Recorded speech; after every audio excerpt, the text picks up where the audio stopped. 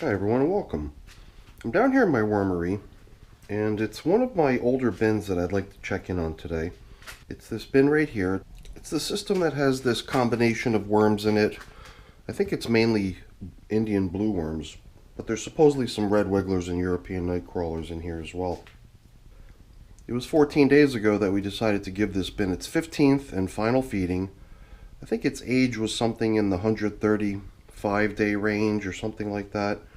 So now a couple weeks later, we haven't really done anything. We haven't looked in on it or anything. So after 2 weeks, I'm curious to see how the food's holding up that we had placed down the middle for them.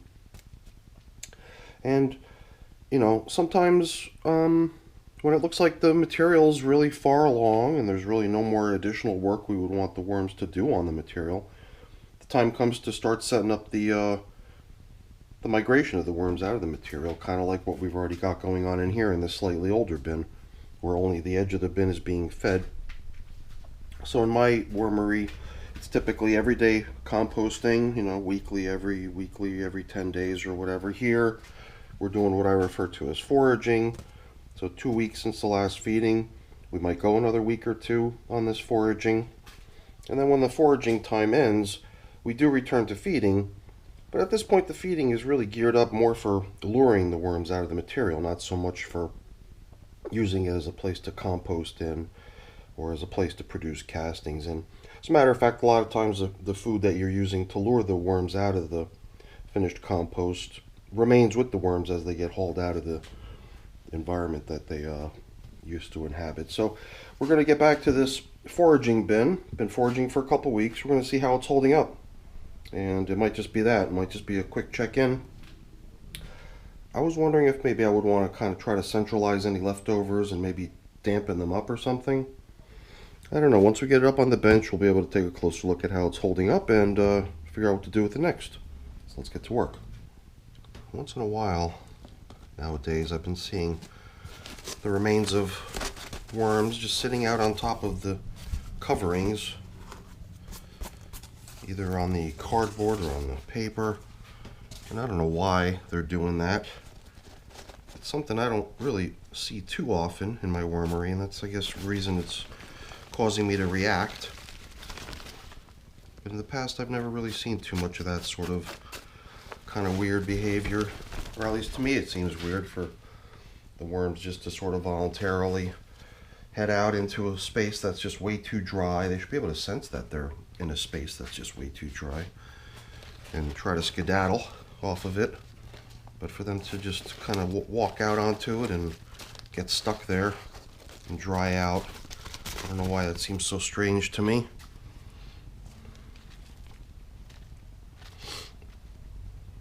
Little nibbling maybe? I can't remember if there was much wear on that piece of coffee filter. But I thought that maybe it would be helpful to sort of centralize all the remaining leftovers in here. Because after 2 weeks, I would imagine the foods that we placed in here that were the final feeding are probably nowhere to be found after that much time. Maybe some of the bedding that was incorporated into the feeding area. But I doubt that any of the food that was placed there 14 days ago would still remain. If there isn't, it's just little scraps and stuff, so I probably shouldn't go too crazy trying to find it. And speaking of scraps, we've definitely got, leftovers from feedings that go back probably months at this point for a mango seeds husk. That outer tough shell is something that takes some time in a worm bin to break down. So stuff like this, it's not surprising that it's still around, and it kind of makes you wonder if it's going to just have to get hauled out at some point. Because it is pretty bulky, and it makes me wonder, how much time it's going to need to get broken down. This is just another chunk of that. And I was actually thinking that maybe, kind of like what we started doing there, if we could collect all the little remaining leftovers of things that we find along the way. I even thought about maybe collecting all this dry stuff that was kind of sitting out on the surface that we skimmed off to the side. It always seems to me like the stuff sitting out on the surface is just getting neglected, and if it were just below the surface, it would get moisture and worm traffic, and at least some attention, maybe get broken down. So it seems like stuff that's on the surface should occasionally get dropped down lower if possible. So maybe we'll do that if we find a good amount of stuff that seems like a good candidate for being submerged. This to me looks like plastic. I don't think it's, yeah. Sometimes you find something that's super thin and kind of translucent or even transparent, and you think that it's the skin of some sort of fruit or veggie, but that looks like it was a piece of plastic somehow snuck in here. I'm usually pretty good about not having contaminants and stuff like that in my bins, but it's possible for stuff like that to sneak in once in a while. Kind of figured I would just start going wholesale through the the space where the feedings had been getting applied right down the middle for weeks and weeks and months. Maybe at this point just really try to figure out what kind of stuff is down in there. For whatever reason, I think because this population of worms has the blue worms in it and they're kind of a skittish worm, I'm just worried about creating a reaction like I got a few weeks ago when I came in here to feed these little guys. I really did sort of do a major upturn of the materials, and it seemed like it got the worms really razzled and they were climbing and trying to exit the bin. And at that point, quite a number of weeks ago, I actually wiped down the walls of the container with a salty solution of water, and that just, you know, kind of acts as a repellent, because a worm will just sort of touch it and they'll sense right away that's something that they don't want to climb up onto. The salt just has this tendency to draw moisture out of things, and it's for that reason the worms don't really like the sensation of touching something salty or being near salt. So just figured as long as we're poking through, try to pick out anything larger bits like this, and then I guess we could kind of reconstitute this feeding area, but not with fresh food at this point, but rather with the leftovers that we collected along the way. Kind of focus them, get them together into like a little mound, and I was even thinking maybe dampening them a little bit, throwing a little bit of moisture on them to make them even more interesting. I don't know why it is in this bin that I always sort of stumble on one little ball of worms hanging out together, presumably enjoying the leftovers of some sort of delicious food that they found.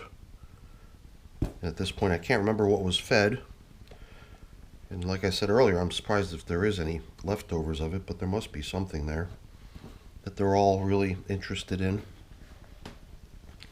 Sometimes I feel like I should be more careful so I could better see where something came from. I just sort of end up with a big pile of worms in my hand sometimes, like here too, another jumble, and I'm wondering what was there that is causing them to mound together this way. Oh geez, I'm just getting this weird feeling like I'm gonna have rogue worms trying to jump ship here and escape this bin for some reason. Well, not for some reason, but you know, the reason being that I'm just in here messing with them and picking through their environment and kind of manhandling them. So there's a good number of worms in this system, and it does seem like they're doing a really nice job breaking the materials in here down. We did kind of get a little collection of stuff together here. Doesn't seem like that much. I thought I'd be collecting up a lot more of it. And it seems like a kind of a good thing to do. Get all the stuff that was just sitting out in the dry up on the top surface of the material. Get it down into this area where all the feedings had been getting administered over the lifetime of the bin. And write it down in here. There's all kinds of good moisture and remaining leftovers of other foods and all kinds of stuff that would probably make for good food. So we'll see how that works. Start returning some stuff to cover up the, I don't even know if we want to call it the feeding area anymore, but in a way we could, I suppose, because we did centralize all the remaining leftovers that we could locate or pick out of the material larger things and get them down below the surface. I guess in that same vein of thinking, I was kind of wondering if this bin might benefit from having something that would kind of force the moisture in the bin to really remain and not get lost to evaporation.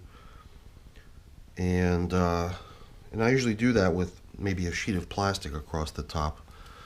I don't know. For me, these coffee filters generally mean it's the last place where I fed. And eventually it does seem like if I'm not actively feeding, I should be doing away with the indicator to show where I last fed. But for now, we're just going to put it back. I'm debating here. I don't know. The material does feel pretty nice. It doesn't feel overly damp. I don't think I would have a problem with it drying just a little bit more. I guess, you know, what I did, though, since the last time we checked in on this bin, I believe we last left it with only these newspaper coverings, that filter on the bottom, and this piece of paper bag. But for the week prior to the last time we checked in on it, I think we had removed this, allowing for a little bit more drying. But then I came back in here since the last time we checked in, and I did put that back on.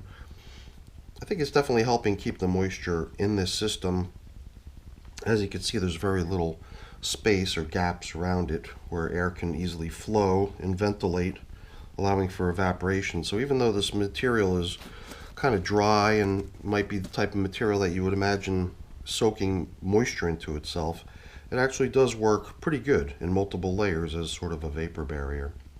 So, I don't know. Did I do the right thing? Should I have added moisture to the material that we threw down in the center, the stuff that we want to see processed and worked down? Is it good the way it is? I got this feeling like it is probably good the way it is. And I'm wondering if I want to really wait 2 more weeks before the next time I check in on this thing. Like I said earlier, the other bin that I'm already migrating worms in did this foraging that you see here for 3 weeks, and we're at 2 weeks now here in this bin. It did seem to me like cutting foraging short at 3 weeks was a little bit premature. It feels to me like I probably could have let foraging continue there a little bit longer.